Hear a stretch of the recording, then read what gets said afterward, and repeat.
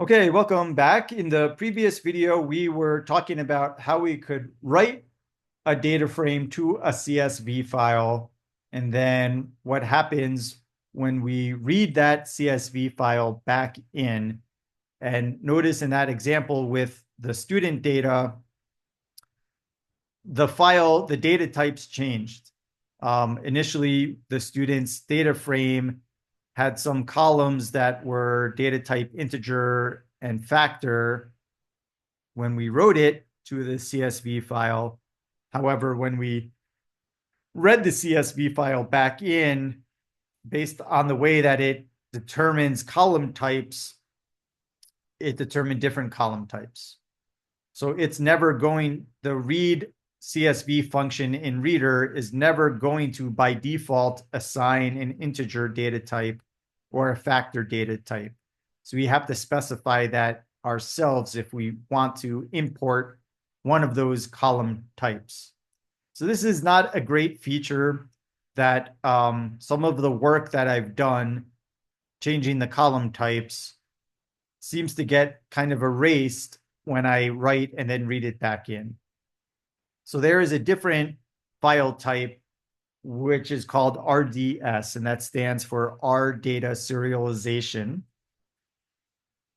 And there are similar functions in base R that are called read RDS and save RDS. So it's a little different. They don't put a dot in between the two. And the write function is not write RDS, but it's save. But in any case, we're going to focus on the readr functions, which are read underscore RDS and write underscore RDS. And these, they just store data in R's custom binary format. That's what RDS stands for, R data serialization. So if I take this student's data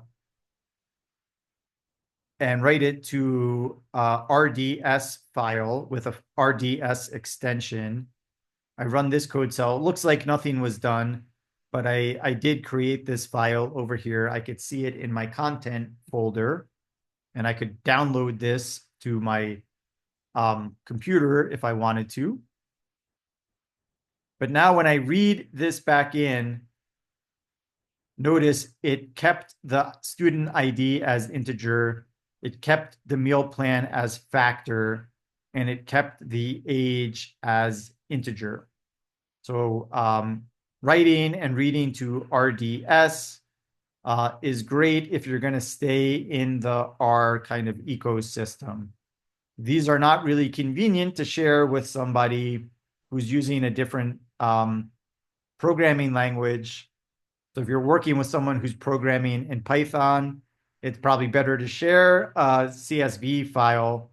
If you're working with someone who's using some other software, it's better to use a CSV file.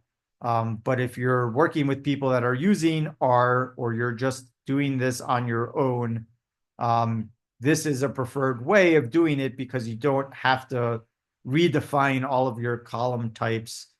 When I import this back in, it saved all of that, and now I'm just ready to go hit the ground running with that. Okay, thanks everyone.